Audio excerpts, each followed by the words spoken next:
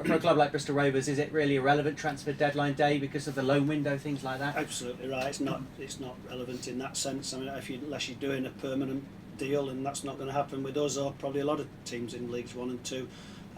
So we know the window closes for a week and then it opens again. So the loan situation as it stands at the moment is still available to us, and it's not something I'm I'm going to rush into and say, look, get this, because if I do have the option of bringing a player in, I've got to get it right. And we think we got it right with Cade. We had to wait and be patient with him.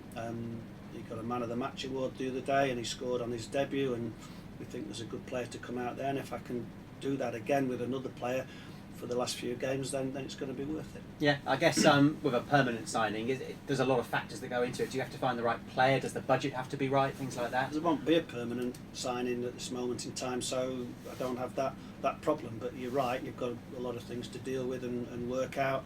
But at the moment, that's not going to be relevant to Bristol Rovers. And going into February, do you monitor players for potential loan targets, and does it depend on whether you pick up injuries or if players become unavailable? Well, in answer to your first bit, players are already monitored anyway. I've got a list on my desk in there. We've got the Chief Scout down with the Stewarts with us this morning, and we're discussing all sorts of options. I've got lists and names and numbers, and the staff have been out this week watching other games and other players, etc., as they do most weeks. So it's just an ongoing situation that.